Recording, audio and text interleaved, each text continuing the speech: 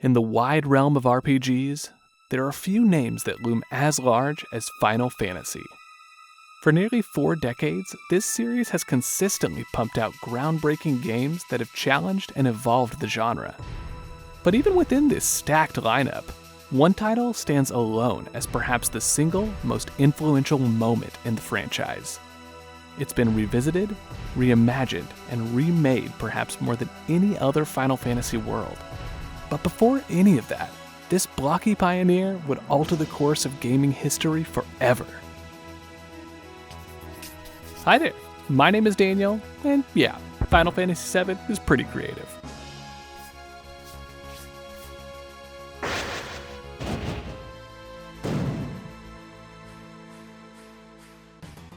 I know, real original. I mean, this series has put out so many underrated classics, and I'm heaping more praise onto the mainstream one. But history doesn't lie, y'all. And there's a reason why 7 is still the most iconic iteration of the Final Fantasy germ. The series' first 6 titles had sold great in Japan, but only 3 of them were even localized on their initial release. JRPGs were still a niche market in the West, and as 2D gaming reached its apex in the mid-90s, developers like Square, Chunsoft, and Atlus were having a hard time selling their complex titles to unfamiliar audiences. But with the onset of 3D, Square saw their opportunity to hook new players and connect with a mass market. Polygons and spatial environments were uncharted territory for game development at the time, but the Final Fantasy team knew these tools would unlock a cinematic experience unlike anything players had ever seen. Now, to recognize the elephant in the room, yes, the original 7 looks pretty rough by today's standards.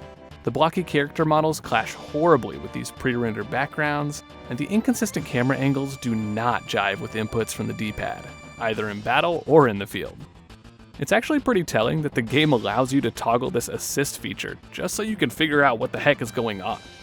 But while the optics are easy to criticize today, Final Fantasy VII was considered a visionary breakthrough back in 1997. Even today, the Remake trilogy is still leading the pack in graphical fidelity, and the original was no different. Every aspect of this adventure feels like it was designed to wow the player. The dynamic camera might not be the best for inputs, but boy does it heighten the action.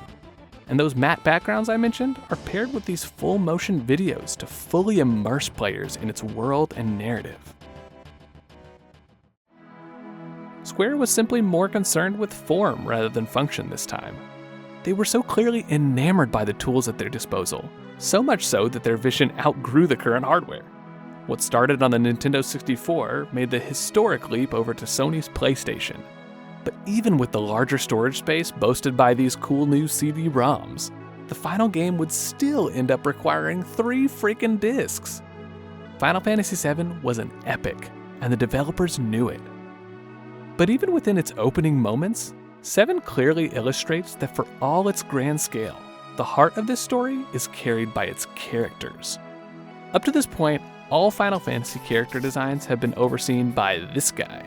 But since he was busy, it was time for a new sheriff in town. Nomura has become almost synonymous with Square's success ever since, and his promotion to lead character designer was certainly critical to the unique visual identity of this game. And while his designs can be a bit, exaggerated in certain areas, the modern aesthetic of 7's characters make them all feel relatively down to earth. Especially when compared to Amino's high fantasy designs, these guys look like they could just be regular people. Aerith might look like your classic mage, but she's also just a kind-hearted girl who sells flowers and loves adventure. And while Tifa feels right at home in the monk class of previous entries, she's also a bartender and Cloud's childhood friend. That's right, we can't forget about everyone's favorite sword-swinging edgelord. This guy practically wrote the book on modern JRPG protagonists. He's brooding, has a mysterious past, and of course, he's got amnesia. Yeah, the archetype's gotten a bit of mileage over the last couple decades, and it wasn't exactly new here either. But it's worth noting that 7's presentation of this trope actually marks a pretty distinct shift from previous Final Fantasy titles. Compared to the sprawling ensemble casts of 4 and 6, our party's actually shrunk considerably this time around, especially if you never bothered recruiting Vincent or Yuffie. And yeah, each supporting party member does get their own moment in the spotlight, but 7's tighter focus consistently reminds us that Cloud is our main character. This is his story, and while the challenges you face are certainly a threat to the world at large, it's really Cloud's struggle to overcome his own darkness that pushes us forward. Because all of us have a dark side, and Cloud's comes in the form of Sephiroth. Yeah, I know you've heard of this guy, but aside from just being the definition of cool, our villain perfectly encapsulates the personal stakes of this story. Yes, he does want to become a god and destroy the planet, but he's not just a faceless monster. His tragic past asks us to consider both nature and nurture as we discover his creation by the despicable Shinra Corporation. And whereas Sephiroth certainly feels larger than life, these guys represent a more familiar brand of evil that warns against the destructive power of greed. Their mere presence is a literal blight upon the world, stripping it of its resources for the sake of profit and control. And at the heart of Shinra's exploits lies Midgar, a truly massive machine disguised as a city and a fitting monument to the corporation's oppressive regime. This rotting pizza makes up the first several hours of our adventure, efficiently nestling a ton of complex world building into an exciting, action-packed prologue. Functionally, Midgar's our tutorial, locking us into linear set pieces before we're let loose to explore the world. And what's really cool is that these early game restrictions actually enhance the narrative, placing us in the heart of this sinister machine and allowing us to feel the weight of Shinra's oppression. Final Fantasy has often tackled subjects like tyranny and the effects of industrialization, but never quite this literally. The lifestream is basically the blood of the planet, connecting all living things through its liquid form, Mako, as well as crystallized materia. Yeah, different from these crystals, but honestly more efficient in their implementation. Materia, and this is not an exaggeration, is the core of Final Fantasy VII, elegantly weaving its world building into a single, complex system of combat and character customization.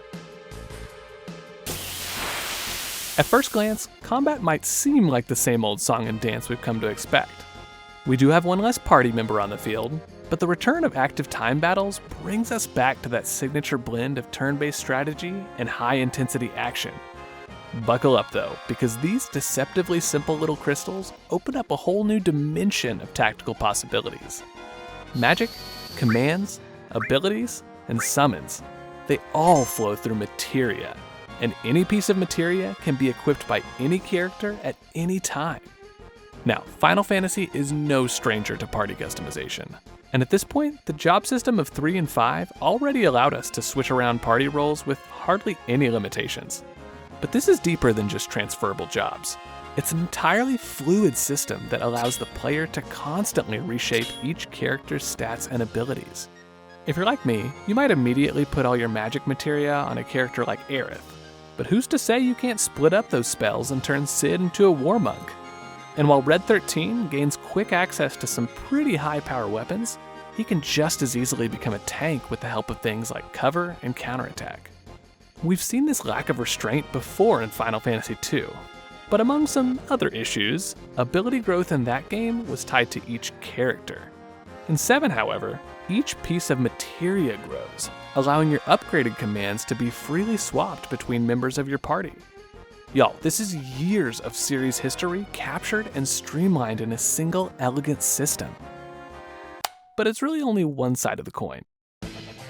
Because while Final Fantasy's early games gave us blank slates for experimentation, these two games decided to swing the focus towards narrative and gave us a wide roster of expressive characters, each with a baked-in class reflecting part of their story. Now, of course, materia practically shatters any semblance of pre-assigned jobs. But hey, 7 does still give our party members their own distinct attributes and weapon types. Barrett's arm cannons are long range, meaning they can do full damage even from the back row, and a handful of Tifa's gloves hit hard when she's in danger. If you ask me though, none of these minor attributes are as exciting as our fancy new limit breaks. Well, these aren't technically new. 6 gave us desperation attacks, which similarly helped out in a pinch and expressed each character's unique traits. But limits are another beast entirely, with multiple tiers of unlockable moves and a new limit gauge that allows for more intentional use. They may not play a part in every battle, but I found that each character's specific arsenal was always at the top of mind when considering who to add or who not to add to my party. Plus, I'll just never get tired of watching these guys absolutely unload on their enemies. These electric animations and cinematic camera angles permeate every single encounter. And with things like summons being full-blown spectacles at this point, combat feels more alive than ever before. The ingredients here should all be pretty familiar to series veterans, but the brew as a whole is fresh and exhilarating.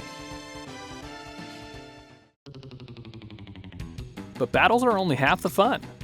Seriously, with the amount of minigames they've stuffed in here, you actually do spend a considerable amount of time doing the most random things outside of combat. Sure, we're trying to stop Sephiroth from destroying the planet, but we've still got time to snowboard down this mountain, pilot a submarine, and command a freaking army in this real-time strategy section. And this brings us, of course, to the Gold Saucer. Yeah, there's a whole amusement park dedicated to these allegedly fun side activities. And although 3 of its 7 areas are pretty much just there for the story, that still leaves plenty of room for both bite-sized detours and more complex challenges like the battle arena. But y'all, none of this even holds a candle to the chocobo races. That's right, everyone's favorite birds are back, and they've never seen so much action in a mainline game. From the races themselves to this Pokemon-style catching mechanic to the breeding and training and feeding, it's way more chocobo than you ever thought you wanted. But if you have the patience and walkthroughs to work your way up to that gold chocobo, you'll be well compensated for your efforts. Now, of course, plenty of RPGs have used minigames like this to add more variety and character to the experience. But 7's focus on cinematic storytelling cranks these interactive elements up to 11, even throwing in a number of situational QuickTime events to deepen the immersion.